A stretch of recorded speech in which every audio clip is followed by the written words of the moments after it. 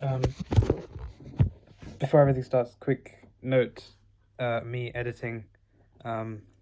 Firstly, thank you so much for all the reception, support, and everything on the first episode. Like it was incredible, and really didn't expect anyone to be interested, to be honest. So yeah, thank you so much for that. Also, like we know the episode's quite long, so around me there should be timestamps appearing for all the topics when we switch topics. Anything you can like skip to wherever you're interested, because that will probably help. Like for people who don't want to sit through the whole thing. So yeah, and what follows is a bonus clip of Danush forgetting his headphones because he's a schmuck. Enjoy the episode. It got what if ice wasn't less dense than water? Oh shit! Froze. I just deeped. I don't have my headphones. Then.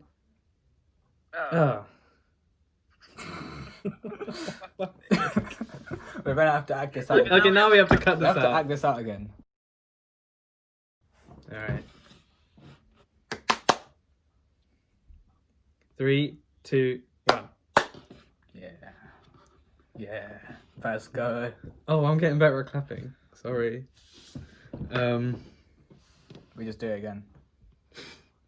All right. Okay, so You introduce. welcome back to the Brown Boy Podcast. And for those who are joining us for the first time, we simply talk, and we talk, about science, maths, philosophy, whatever you want as well. So comment down below and all of that. So we'll get started on that. Come on. Okay, so You had a fun fact, I believe. I had a fun fact which I was saying until someone forgot their headphones. Shush. Okay, so let's go over it again. The density of water and ice. We all know water's important to life on Earth, and like we wouldn't be here yet without water. It's so special. But I want to explain another reason why we wouldn't have survived without water on Earth. So to start off, what's the density of ice relative to water? Well, so one property of water is that ice sort of expands as you freeze it. So per unit volume, the mass decreases, so the density decreases. Yes, so that's why ice floats on water. It doesn't sink. And it's a unique property of not just water, but like a couple very rare elements and compounds and mixtures of stuff in the universe. So let's imagine now we have a lake of not water. It's some other liquid, liquid oxygen. And we're... Liquid oxygen? You can have liquid anything. I know, but that's never seen liquid oxygen as. Oh, fair enough. Yeah. Liquid nitrogen. I don't know. Okay. You have a lake of liquid nitrogen somehow. You got that much liquid nitrogen, and there's fish and stuff living in it. They wouldn't live in it, but let's say they're living in it. And now let's say you're slowly cooling the top. Winter is coming. It's getting colder. Okay, the top of the lake is slowly getting colder because the air is taking away some of the kinetic energy of the top water molecules. What happens now to the water at the top and compared to the water at the bottom? It becomes cooler than the bottom. Starts to freeze and stuff. It's not freezing yet. Well, before the convection stuff. Well, the convection stuff happens because it's a liquid, so it's a fluid, and hot water rises and cold water sinks and stuff. So you have distribution of the coldness or the lack of heat throughout the volume of the lake. Yeah. So convection happens, and you got your convection cycles. Now let's say that top layer freezes. It's not water, it's something else. So now you have solid oxygen or nitrogen. Mm-hmm. What happens to that top layer? Is it now more dense or less dense than the liquid? Because it's not water, it will be more dense, so it will start to sink. Yeah. So you'd have your new layer of ice, or not ice, solid. Let's go with nitrogen. Solid nitrogen. It's sunk to the bottom because it's more dense, And now what happens to your new top layer of... You have a new top layer of liquid nitrogen. What happens to that new top layer? Freezes again and sinks. Sinks to the bottom. And then you have another one, and it sinks, and another one, and it sinks. And then, so slowly, your lake starts freezing from the bottom. Right? So it starts from the bottom, and it slowly starts freezing upwards. And then you have a completely solid lake. Now, let's imagine we have water. And fish and everything's living in the water. And our top layer of water freezes. What happens? It will stay there because it's less dense. It won't sink, so all the fishies won't get crushed. Yeah, so that's why only the... Go away! Yeah, I saw that. Yeah. That's why only the top layer of a lake freezes over, and then you can walk on the ice and you can see the water underneath, which I think is quite cool. Now, imagine if ice became more dense than water and it sunk, right? Now you'd get ice and then more ice and then more ice starting from the bottom, and your fish would be systematically be forced to swim in shallower and shallower water until eventually they're all at the top and they're all frozen and they're all dead, right? And then life on Earth... Why am I laughing? You're laughing at dead fish, man. Okay. Free up the fish. Composure. Free up the fish. Yeah. And then so fish would all be dead. All aquatic animals would be dead. Obviously, the oceans are saltwater, which is a different case, but the same principle still applies. Which is because all life on the land has evolved from the ocean. Yeah, and so all life on land has evolved from aquatic creatures, and so basically, if that's another reason why water's so amazing, and you could consider it special, which is more philosophical, but that's another reason why we wouldn't have survived without water on planet Earth. So yeah, that's my fun fact to begin with. Nice. So now we're picking up from where we left off. Yeah, last week we were talking about... Well, I asked the question, why do robots exist? Because what we're talking about is whether we can make a whole robotic human flesh kind of thing, where you can control all the functions of a human body. It's such a strange question, but yeah. It's a very strange question. But then we went to talk about why would we even do that? First of all, human flesh is a bit shit compared to something you can artificially design to be better, which is what robots exist. Because the purpose of a robot... What do you think is the purpose of a robot? See, I think the reason that robots exist is it's not just something modern. I think it's something that humans have been programmed to do from forever, and that's and it's all animals, to be honest. It's to make life easier for ourselves. Exactly. Right. Whatever we do, why did we create the wheel? So that we can we can move stuff more easily. Why did we create settlements or build societies and help each other? It's so that we can all collectively come together and make life easier for all of us and more convenient, right? And it's the same reason why we have technology and computers and all this is so we can advance our knowledge and stuff, but it also makes everything so much easier. So I think robots in the same way, it's sort of another step in that direction of making everything easier for us as humans so that we can automate different processes. And you can argue it's more ethical to use robots for some things than humans in other cases. But yeah, that's... Yeah.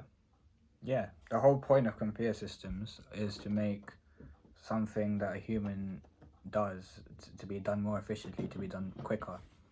And using a headless human body is not doing anything, because you might as well use titanium arms and legs and make it work better and stuff. I don't know how it works, but yeah. But hypothetical scenario, robots do different stuff, okay, but humans are still, to other humans are still sort of the most rigorous form of sort of validation.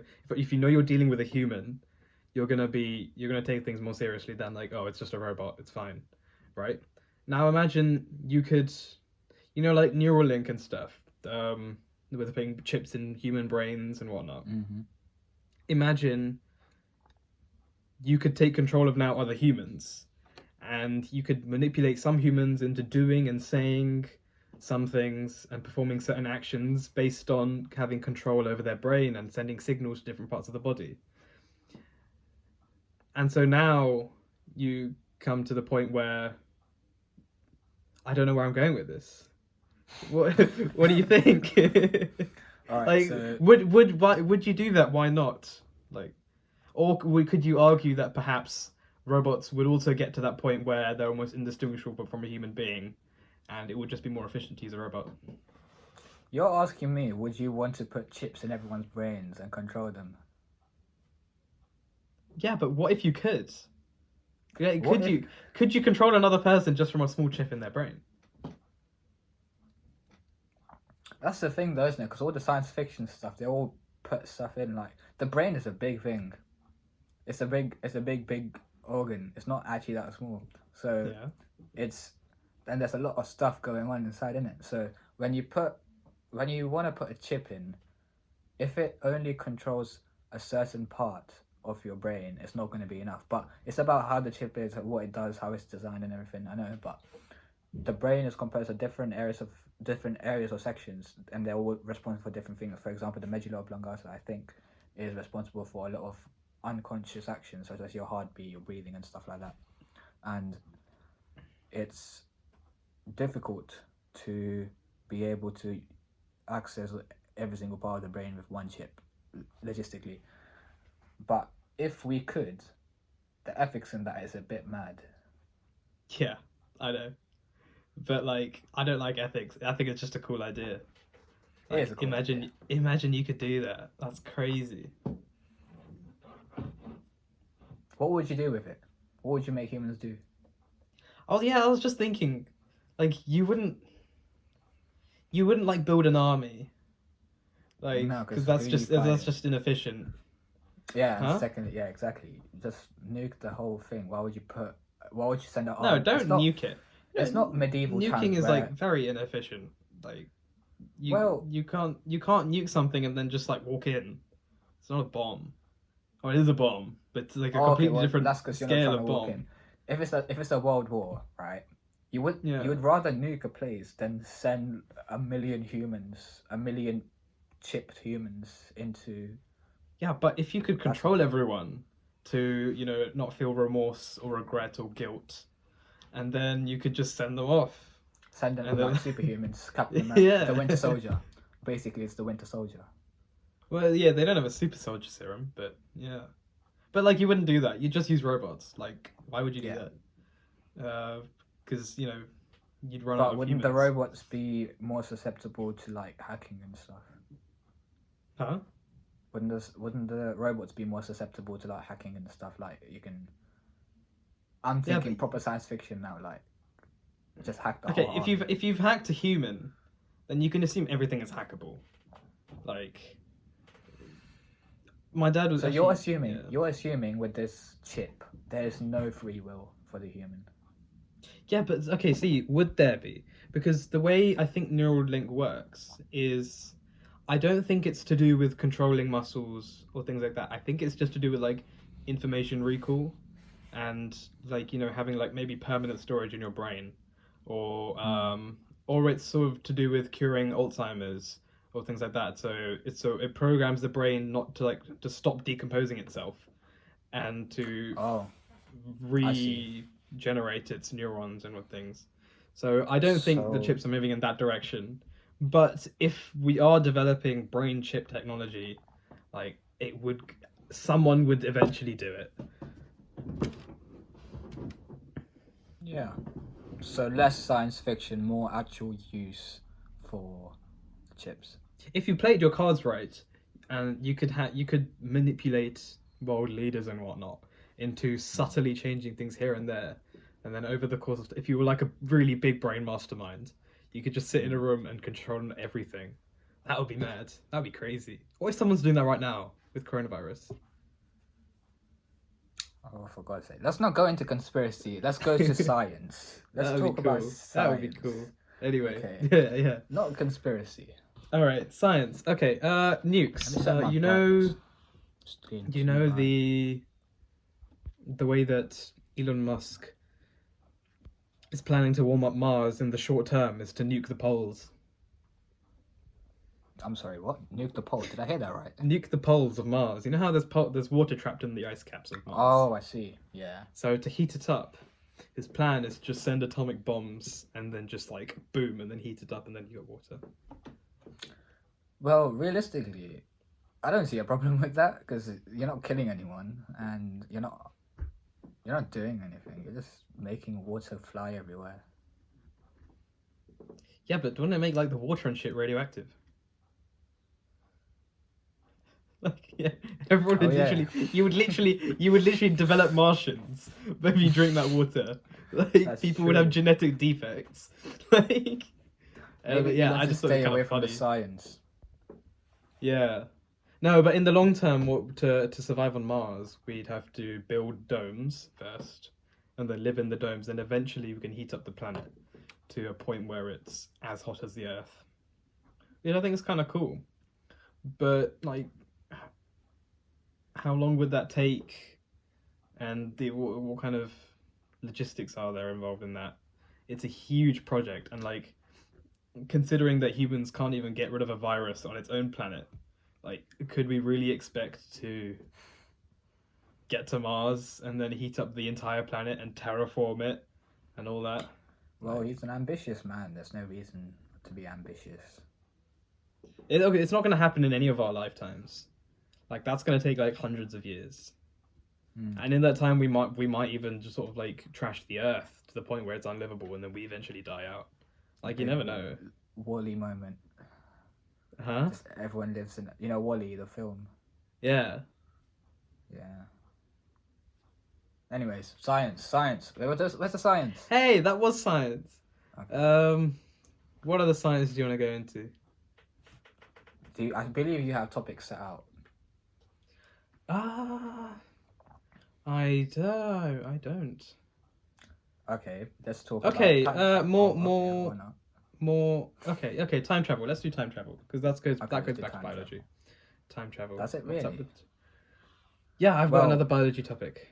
Last time we've been having this train of thought about time travel. We were discussing about the. Oh, now I've got collapsing a cool time travel fact. Okay, Or not. imagine Go on. imagine you have you're living, like you're just here in this timeline, and then an old woman comes up to you and gives you a ring and says, when time machines are invented, come back to, oh, but yeah, maybe it's that ring. Then and then the woman says, come back when time travel was invented, come back to so and so date and time, like 1968, and meet me at this location. And then you go back to her, you marry her, you give her the ring. She keeps the ring, right? And then, like, life happens, you die in the past, but then obviously your future self also exists. And then the lady lives on after you die, and then waits for you in the present moment, now, and gives you the ring again. Then you go back, give her the ring back, and then you keeps going. Now, when was that ring created?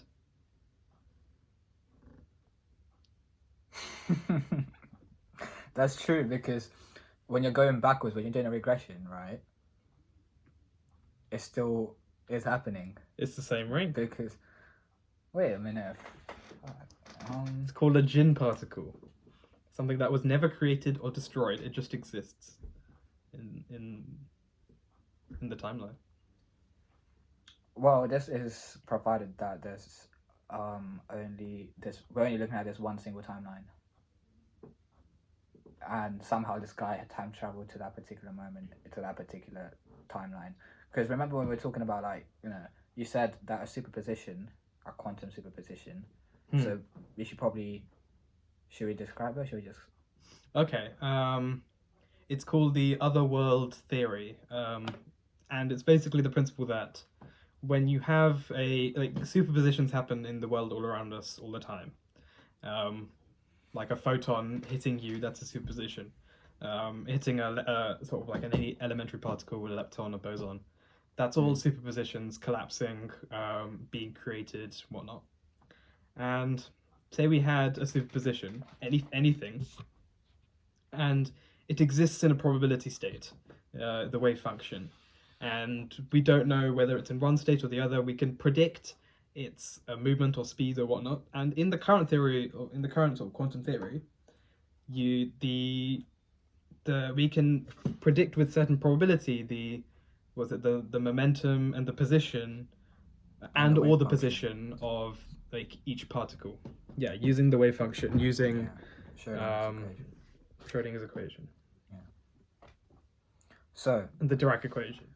And this so now brings us to time travel. wait, I didn't explain. Oh yeah, my bad. Go on. Now let's imagine that, and so like in the classical theory, your quantum superposition just collapses. It's gone, and once you observe it. So in the case of say Schrodinger's cat, you have a cat in a box. You don't know whether it's alive or dead, based on what the cat does. When you open the box, it's observed your superposition collapses. So the cat is either alive or dead. But when the box is closed, you don't know whether it's alive or dead. Now, we have a new theory, or like say we have a new theory. Imagine when you have a superposition and it collapses, it's not one state collapsing in on itself into one defined truth, right? It's actually, when you observe a superposition state, it splits the timeline into every different possibility that could happen based on the probability of each specific outcome happening.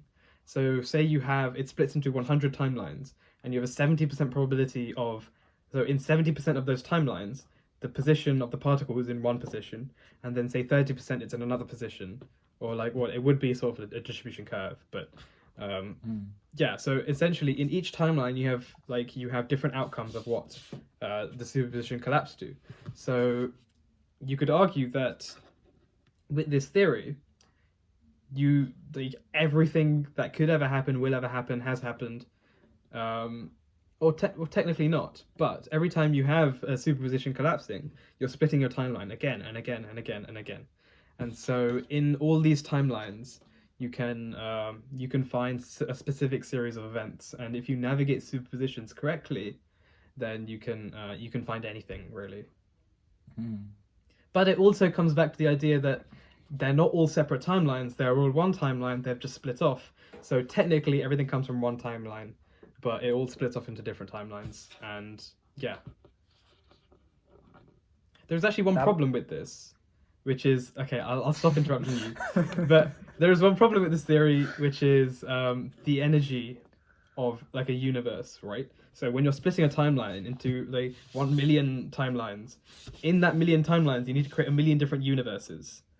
So because you can't have say one universe and then just having loads of different Earths, or you could, but you'd still need like a million different universes, and you don't know how many universes that you're going to need to create in the long term based on all these superpositions. And so, like the way that people answer it is that it's just one massive energy of everything, and in that energy of everything we have energy going to specific universes here and there, and yeah, so actually energy is conserved. There's just more energy that we can't observe because it's not in our timeline, it's not in our universe. And yeah, so you could link that to parallel universes. That's what I was going to say, exactly, because it might not be that the energy is not available in the universe that we see. It's just that there is energy, it's just not in the universe that we can observe. It's the different timeline, the parallel universe that's forming is the energy has its own thing, basically. Yeah. But if we're thinking about it, so first of all, like the idea is, so if we were to bring it to the cat, right? The superposition is the cat's either dead or alive because the radioactive thing has poisoned it or not. So the way to collapse is to open it and to see if the cat is dead or alive, and that is collapsing the superposition. But with this collapse, what we form is two different timelines where one, the cat is alive, the other one, the cat is dead. Now here, from each and every single moment of unit time, we have a fat number of timelines being created. However, you mentioned this thing I never heard before, that the tree thing. So where we have one specific timeline, but from each event happening in each specific like time, you have like multiple different timelines. It's almost like a massive tree. Yeah, it's just one big timeline tree. Yeah. In that case, how can energy be conserved when you have one constant point in time from which the rest of the timelines are being made, right? Yeah. And so no parallel universes have ever existed because no events have actually happened. So there was never any superpositions in the first place because they were only created in the first moment of happening, whatever it is. So you're saying, yeah, see, I see what your point is. So you have one universe which has its own energy, and you're saying you can't conserve that energy once you split into different things because you won't have enough to split into all the different universes. Yeah, if we're looking at it in terms of the tree like looking at it as a tree, Yeah. basically, if it's a tree, right? Because like you've got a universe splitting into just two different universes. So where did like double the energy come from? Exactly, that's where the tree comes from. But Yeah. then again, you said there's this theory where it's just a fat load of energy and it's just being Yeah, that's the distributed. thing. See, we often limit ourselves to thinking in our own sort of like bubble, but you can consider the possibility that there's just energy out there that we can't access, and like we'll never know if we like where that energy comes from. The same way we Yeah. did the mass of the universe, but it's like there's a lot of stuff that we can't see that Yeah. has so much weight and energy. And you know, one of the sad things about space is that we can always look at it from like Earth and stuff, but we'll never be able to access any of it. Like in a conceivable timeline where, like in the time that we can either terraform and access other planets or other galaxies, or okay, the only galaxy we can realistically access is Andromeda. But even in a timeline where we can access other Andromeda's galaxies, coming to us. still it's too far away, Yeah. bro. Oh, But but like even in a conceivable timeline where we can access other galaxies and like become an intergalactal species, the universe would still likely die out by the time we access anything I was talking because to it's Google just about so this. far away. We're not even a tier 1 civilization. Yeah, we are tiny. We are so insignificant. No, literally, I think it's like tier 4 or tier 3 or something if you can colonize the galaxy. We haven't even colonized Earth properly. Like, we don't have Yeah. control of a planet. That does not even make us a tier 1 civilization. We Yeah, are yeah. not that, like, okay, yeah, it's starting to get a little bit nihilistic, but anyways. It's true though, because like we often think that humans are cool. We're so smart. We've built stuff.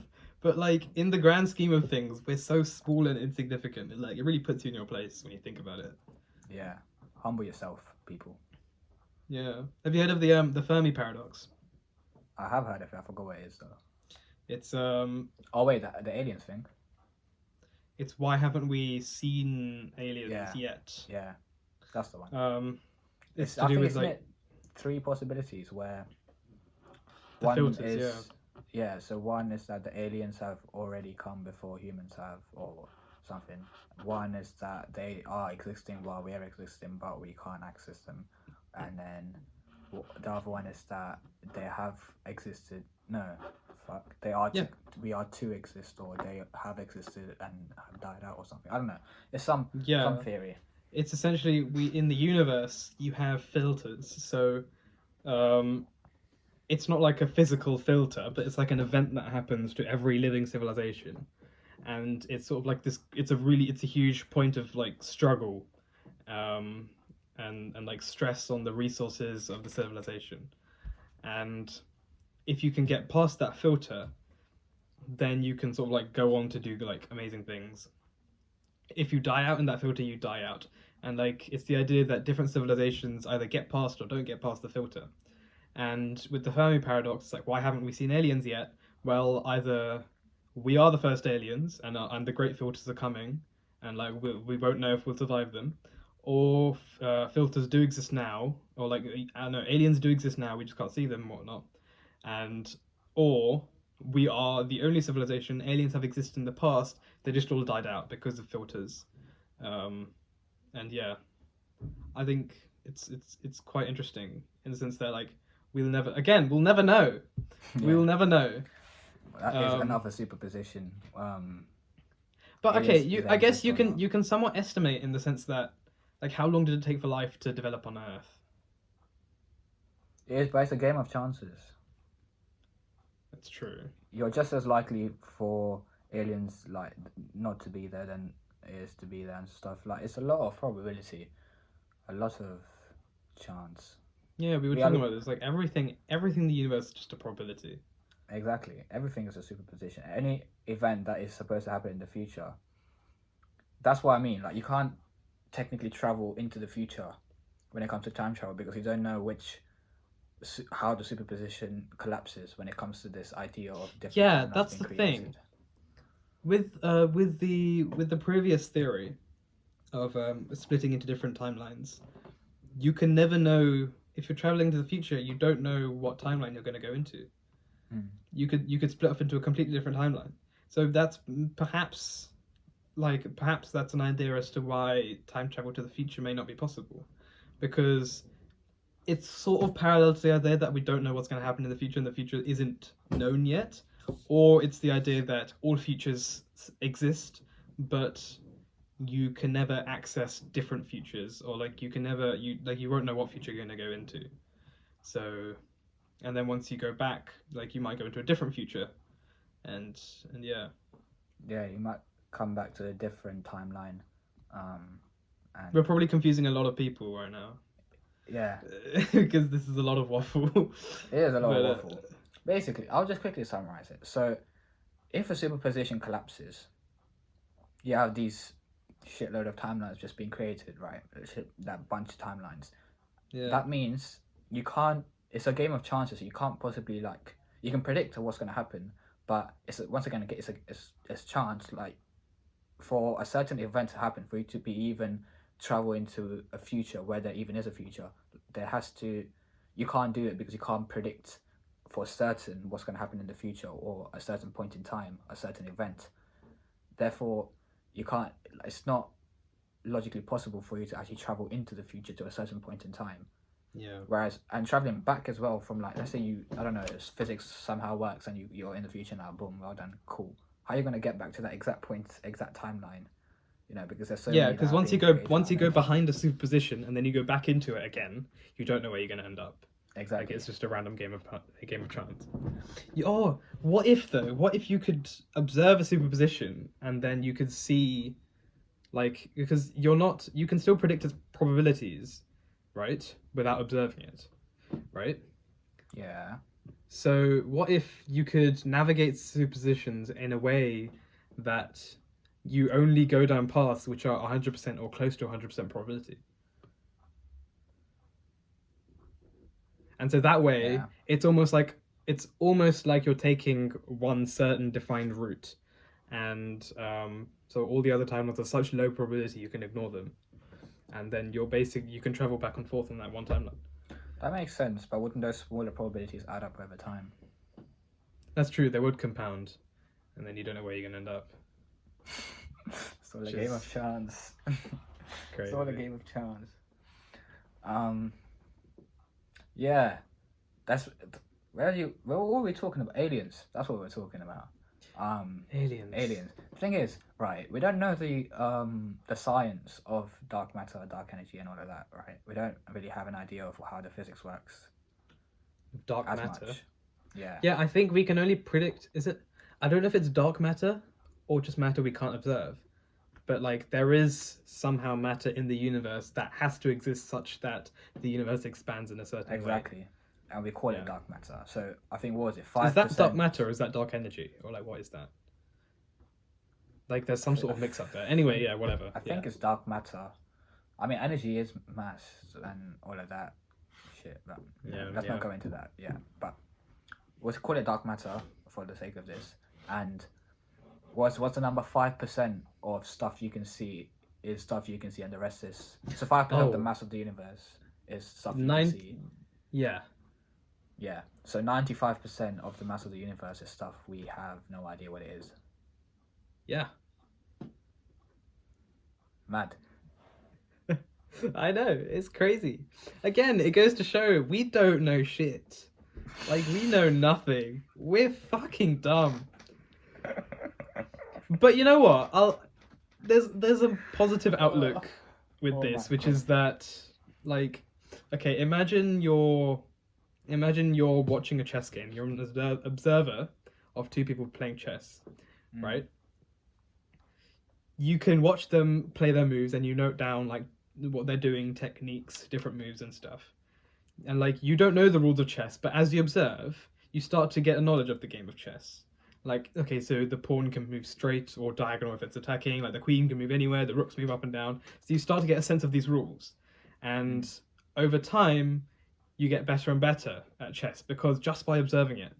And you can sort of like put rules together and like develop your own strategies and exploit different rules of chess, right? So in the same way, if you look at like chess as the universe, and things happen in the universe that we'll never know, and like we don't know why, but as we start to observe the universe more, we are this observer, and we're noting down different things of what we see, what we learn, and then over time we'll develop more of an understanding, and eventually we'll get better and better. We'll get nowhere near, like you can't master chess just by watching it. We'll get nowhere near to understanding everything in the universe, but like it will get better. You can be optimistic with it. Yeah. Or you can be a pessimist and just like, we're fucking stupid. We know nothing. And also think humans will probably be extinct by that time. We will, 100% will probably be extinct. The sun will blow itself up into a red giant. Unless we escape into a different timeline. Which we won't be able to do because we can't travel at the speed of light. Okay, I'm trying to be happy here. Well, what if... Oh, wait. What if humans just, like, when we destroy the Earth, we just left to a different timeline? How are you going to leave into a different timeline? I don't know. I mean, in Wall-E, they all got on a ship. That's not a timeline. They're just in a fat fuck off ship. Like, also, that ship, where did it get resources from? I think they just had a massive store and they were all They going to just die had... out. Because they're all eating burgers and shit, right? And if they've been in space for 100 years, like those are out of date burgers and milk and food and everything. Like that's true. They need to check the date on that shit. Maybe they have like chickens and cows and stuff on the boat, on the ship. What is it? A boat? Is it big spaceship? Yeah.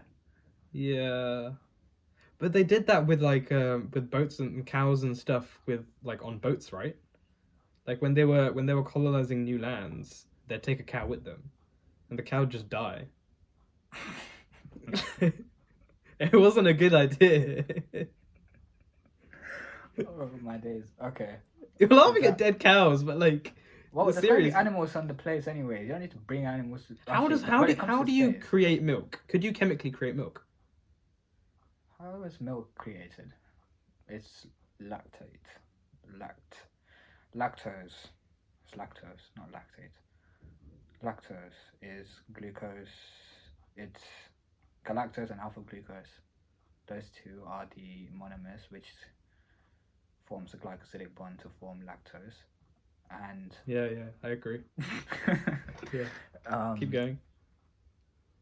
So I don't know. You need the proper proteins, nutrients, and all of the stuff that is in milk. But the actual lactic component of the milk is just a bunch of glucose molecules put together. Galactose, glucose, yeah. So you could chemically create it, right? It'll probably take ages, probably very inefficient, probably taste like shit. So, but theoretically, yeah, maybe. Because they have like chemical beef burgers and stuff, which they're getting better and better. Well, those are like it's created from soy and stuff. Yeah. It tastes. Nah, I once made this soy curry. It tastes. Why am I going into this, anyways? Yeah. No, it's not like your Morrison's like soy, but it's like actual really good, specific, and they add like different ingredients and things. Do you see Mark Rober's video? It was he actually tried like a beef burger made of. It wasn't actual beef, but Could you tell the difference? I don't know. He said it was good. I'll take his word for it. I don't know. Would you ever like actually replace your diet with fake meat? If it comes to a point where the carbon footprint is so much that I have to do it, I would have to, because environment and all of that. Because eating meat leaves behind a carbon footprint and stuff. But what we'll say like next year, like chicken burgers, like fake chicken burgers get really good. Like, would you still eat normal chicken burgers or? If it provides the same amount of protein then yeah, I don't see why not. And Yeah. it's the same price. I don't want it to be hella expensive either. That's We should true, probably it would talk be- about it stuff. would be Why are we expensive. talking about chicken burgers, bro? All my days. I'm just asking, bro. Okay. Right. Let's not talk about chicken burgers. Fake chicken burgers. I don't know if I would. I don't think I would. Okay. Oh, that brings me on to something. Like, we have this perception of aliens, right? Like, oh yeah, they're these beings with like isosceles triangle foreheads and like heads, and Right. they look like in a certain way and stuff. Aliens can literally be bacteria. They can be Yeah. eating, like, we imagine or look at if Saturn, not Saturn, or has mass. Venus has Saturn is mass. not mass, sorry, like actual land, you know, it's not a gas giant, Mm. where there's actual organisms on it, like if we imagine it and stuff, and they eat I guarantee nothing's living on Venus, bro. Oh yeah, I know, Venus is a bit, but let's say like theoretically, like we imagine, okay, let's say there's an Earth-like planet, there's other Earth-like planets in the galaxy, Yeah. and we think, oh yeah, we have all these planets in the Goldilocks zones and stuff, and they're going to be, oh yeah, bilateral symmetry. We have the same 2 arms, 2 legs, two eyes, 2 testicles. Like, we bring in it again and again. But the thing is, right, they can literally be so different, and their cows will look so different. Why specifically their cows? Because we were talking about cows or chickens. Yeah. Their chickens will look different. They might not have chickens. They might have something else. They might not have flying stuff. We have birds. Maybe they have. I don't know. We can't even imagine it. That's the thing. We can't like imagine it. Yeah. I mean, we're built just to perceive Earth. There is no like obligation of the universe to create another bipedal, like, organism. But I And mean, for this, we're assuming that Yeah. these aliens are existing in 3 dimensions as well. for God's sake. I mean, do we know that there is a 4th dimension in the universe? No, Like, it's a theory. They're all theories. it's a theory. Yeah. You know, it's also a theory that like convection happens in the mantle and stuff. We don't know if the mantle exists. Yeah, that's true. It just the science works apparently, and we just accept it. Yeah, like the S and the P waves and shit, but we don't know if it's true. I hated that in GCSE. It was just like Geography. Don't even get me started on geography. not even geography. It was just that bit of physics. Actually, all of GCSE physics is just. You know what I like? Electromagnetic induction. I find that so mad. Electromagnetic induction is so sick. It is kind of cool. It's But electricity. I don't like it. No, but do you understand what's happening, right? Listen, you have a magnet and you have a conductor. You move it and you're creating voltage. How the flip? Oh, it's the electromagnetic sort of like it's we're learning it right now. Why can't I remember? No, like I don't know, pay it's attention in lessons, but like yeah, it's electromagnetism and what's in the name? I don't know how it works. It's so but fam, it's kind mad. of cool. It's, so It's crazy. the different interaction of different fields and things. It's Everything so with crazy. charge has a magnetic polarization as well. Yeah, the electric field like interacts with the magnetic field, and a force is created, and the force moves electrons in a certain. You know, we spent a whole hour doing like the left hand rule shit. Like we Yeah, just it didn't know what was happening. looks so whack. Just if your baby looks, let's say a child who's like 4 years old looks into a classroom of just A-level students just doing this, Just doing this, yeah, and then that. It's an old meme, but like, Yeah. uh, Oh, that's funny. yeah. What To were be we honest, talking about? nothing in physics is really that great. Particle physics is kind of cool. You know, Yeah. do you know there's something called virtual particles? You see the interaction of charged particles. Okay, now you know how there's 4 fundamental forces in the universe. Mm-hmm. So you have the strong nuclear, the weak nuclear, the electromagnetic, Gravitation. and gravitational. And gluons, the exchange part, the way that these forces work are from in exchange particles. So like when you have the weak nuclear force, you are exchanging a W plus or a W minus boson in the middle of that interaction. What happens? Like beta decay is the weak nuclear force, right? So you know when you have you have a proton. No, you have a. It's a neutron that splits off into a proton and an electron in beta decay. Beta minus decay. Beta minus, yeah. So for that to happen, you have your proton, which is like made up of 3 different quarks. One of those quarks changes into another type of quark to make it from a neutron to a proton. And then in that interaction, it loses a boson, which goes off and forms into an electron. Right? So it's called an exchange particle. And you have the exchange particles for weak nuclears are W plus minus bosons. For the strong nuclear gluons, for the gravitational, I don't know. But for the electromagnetic, it's tau particles. I don't know. I'm just saying shit now. Why tau? Tau part. Oh, tau is part of the standard model. It's not an exchange particle. Oh, okay. Oh, yeah, I just heard that somewhere. A muon. Electron muon tau. It's a type of. It's a heavy electron. That's what a tau is. Oh. But anyway, with the electromagnetic spectrum, with the electromagnetic force, you have photons. So actually, whenever you're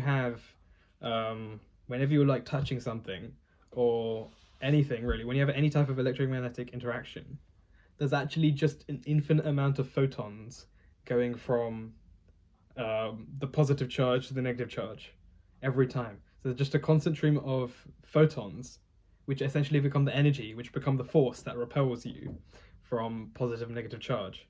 So it's literally everywhere. It's just an infinite amount of photons it's responsible for everything in the universe.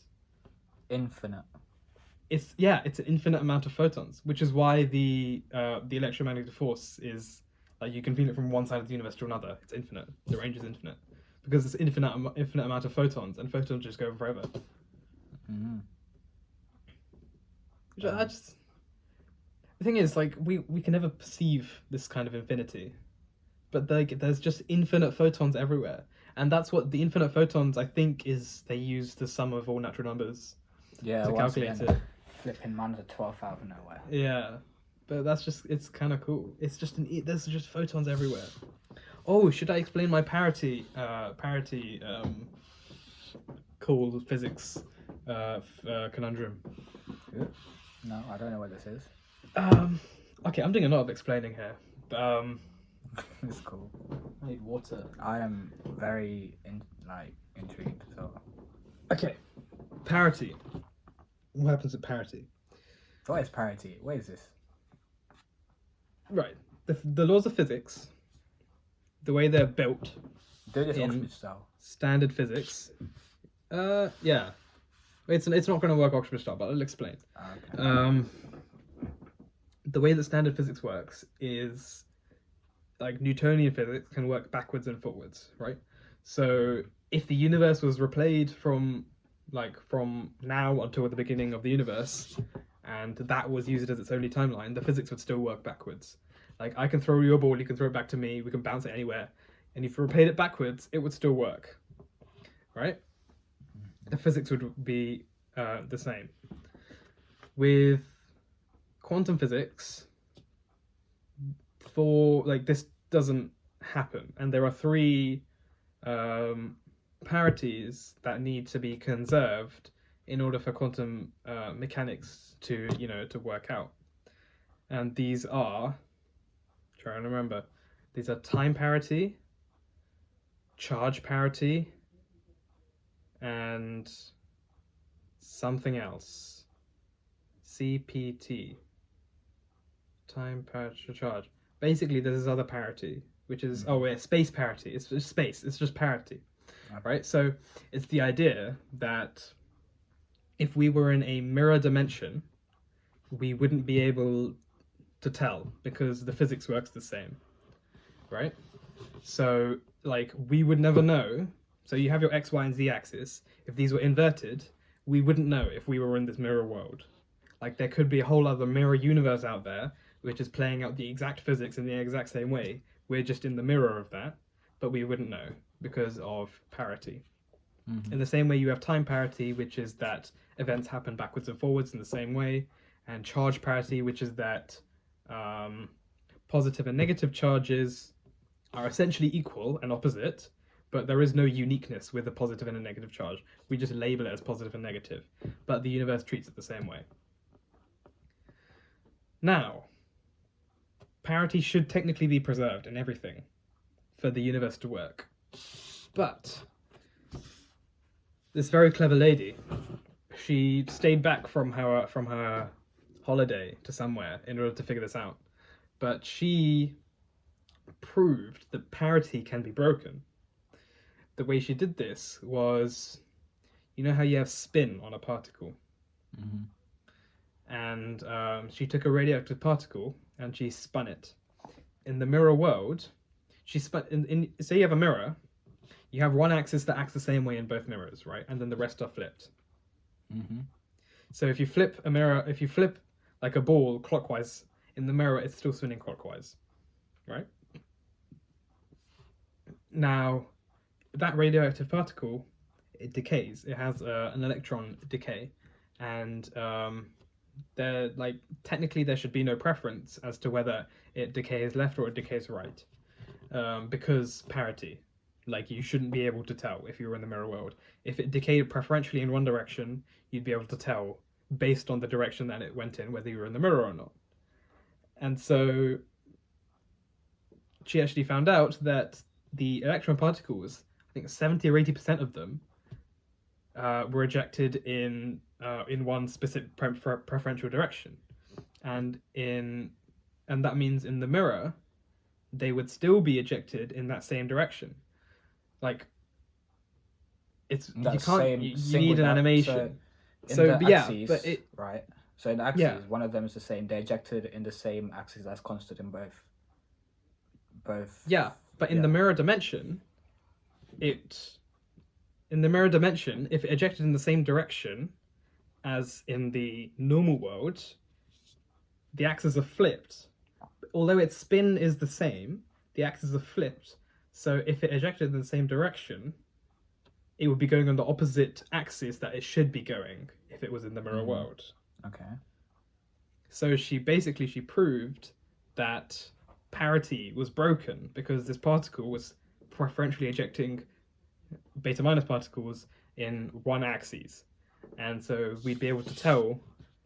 Actually, we wouldn't be able to tell if we were in the mirror world because we don't know like for fact, but we would be able to, like, if we knew we were in the mirror, we could infer that yes, that's correct, we are in the mirror, and then if we were in the real world, we would infer yes, that's correct, we were in the real world, based on the way that goes, that the beta minus particle goes in that decay when you spin it a certain way, that's cool, physics, right?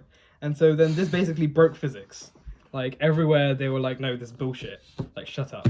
But then, like, they did it in, like, they verified it in different experiments, and so now everyone was like, okay, fine, you can break parity now, but like, sure, you can break one law of parity, but can you break two? And so now it became parity and time. So if you break both parity and time, you would break physics. So don't fall asleep on me yet.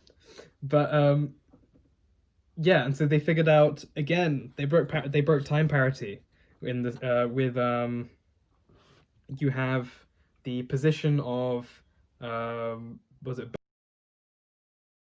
3, 2, 1? That was perfect. Yeah. Okay. Cool. Technical difficulties. Where was I?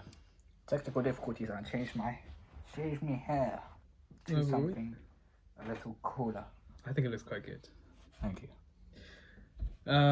Yeah, you're sort of on the brink of sort of like edgy, but still kind of somewhat stylish. Anyway, we were talking about parity. Parity.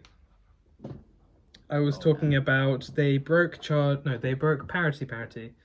Now time and charge parity. So the way they broke time parity was they observed the arrangement of quarks in a particle, and sometimes quarks can move, and so like you can have one quark at the bottom and another quark at the top, in one arrangement, and over time they can move into another arrangement. But they observed that the time it took for them to switch places the first time was longer than it took places to switch the second time, which is essentially, if you played it in reverse, like they'd switch, but it would be shorter the first time and longer the second time. So that's what it means to break time parity. Like you can't play it in reverse and it won't be the same thing. So they broke time parity. And so physicists everywhere were just like, fuck, what do I do? And then, and everyone was having a breakdown. And so then their last barrier of defense is charge time parity, CPT, or charge parity time. Yeah, it's called CPT.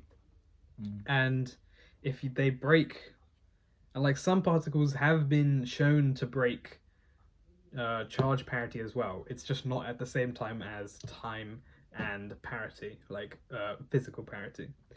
So if they break CPT, then all the work of quantum mechanics and quantum physics over the last 100 years, quantum field theory, special relativity, general relativity, everything that Einstein did, it's all bullshit. It's all wrong. And everything about our understanding of the universe and life and everything would break down if they break CPT. Great. So yeah, What brilliant! That's a nice ending. ending. It's a very nice ending. Cool. We've finished the episode. It's a nice optimistic outlook on the future of our understanding of the universe. Nice. Great. Like, subscribe, comment, and everything. Bye. Bye.